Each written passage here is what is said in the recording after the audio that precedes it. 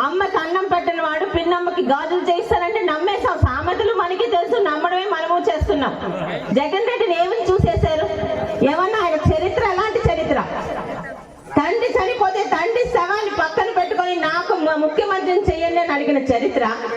తండ్రి ముఖ్యమంత్రిగా ఉండగా దాదాపు కొన్ని వేల కోట్లు తినేసి 16 నెలల్లో జైల్లో ఉండి 10 సంవత్సరాలుగా బెయిల్ ఎక్స్టెండ్ చేసుకుంటూ ఉన్న ఢిల్లీ పెద్దలకి కప్పం కొడుతున్న వాడికి ఏం ఆలోచన చేశారు? తల్లి చెల్లిని ఈరోజు పక్కన పడేసిన వాడు అక్క చెల్లెమ్మలకి ఈరోజు ఇంకా మంచి చేస్తాడంటే నమ్ముతారా? ఒక వ్యక్తిని చూసి ఆ వ్యక్తి ఎలాంటి వాడో మనం ఎన్నుకోవాలి.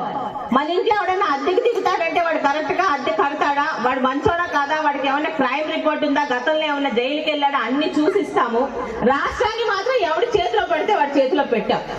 తెలీదా అండి జగన్మోహన్ రెడ్డి చరిత్ర మనకి ఎలాంటి చరిత్ర?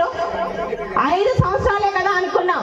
50 సంవత్సరాల అభివృద్ధిని ఈరోజు మట్టి పాలు చేశాడు, మట్టిలో కలిపేశాడు ఆంధ్ర రాష్ట్రాన్ని. అన్నపూర్ణాన్ని ఆంధ్ర రాష్ట్రం. ఇదే వజ్రపుకొత్తూరు మండలంలో 10 రోజుల క్రితం పొలాలకు వెళ్తే ఏడుపు వచ్చింది. సినిమాలో ఎప్పుడో చూసేవాళ్ళమండి.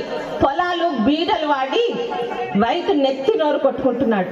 అన్నపూర్ణ లాంటి రాష్ట్రం, రైతుల రాష్ట్రం, రైతే రాజు రైతే రారాజు అని చెప్పే రాష్ట్రంలో రైతులకి ఈరోజు పంట పండించుకోవడానికి నీళ్లు లేవని మంత్రి దగ్గరికి వెళ్తే సంక్షేమ పథకాలు ఇస్తున్నాం కదా అంటున్నాడు. నోట్లు నిండితే కడుపు నిండుతుందా?